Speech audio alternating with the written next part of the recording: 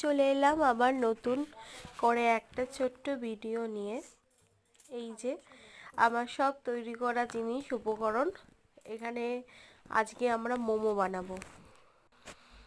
মোমো কোনোদিন বানানি, first time. এই যে ময়দা আর লবণ দিয়ে ময়দাটাকে ভালো করে মেখে নেব। এই যে মাখা হয়ে গিয়েছে, একটু রিফাইন তেল দিয়ে ময়দাটাকে ঢেকে রাখতে হবে।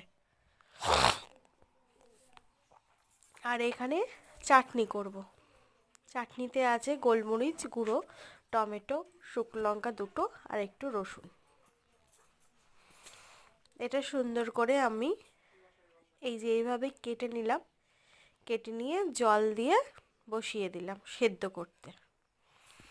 এটা একটা ঢাকনা দিয়ে আপাতত সেদ্ধ করতে দেব। এই যে ঢাকা দিয়ে দিলাম, সেদ্ধ হচ্ছে হোক। আর এদিকে বাইরে উনুন সাজিয়ে ফেললাম। এই যে আমাদের বাইরের উঠোনটা,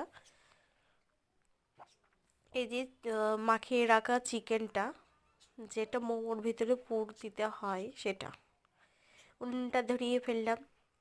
উনুনে রান্না করতে ভালোই লাগে।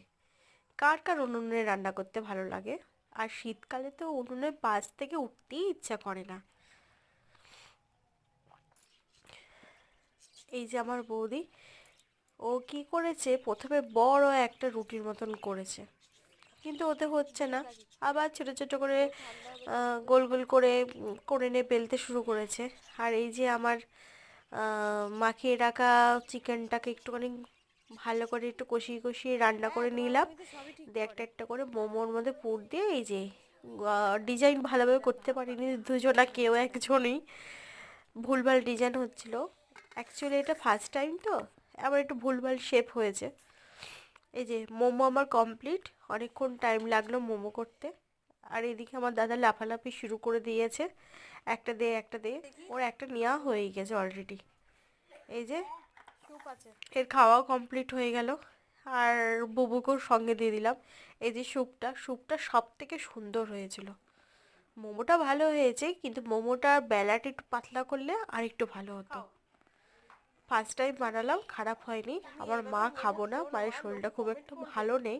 ফার্স্ট টাইম মোমো, আমারও খুব একটা ভালো নেই, আমারও জ্বর জ্বর এসছে, ঠান্ডা লেগেছে। খেয়ে মা বলছে মোটামুটি ভালোই হয়েছে, স্যুপটা বেশি ভালো হয়েছে।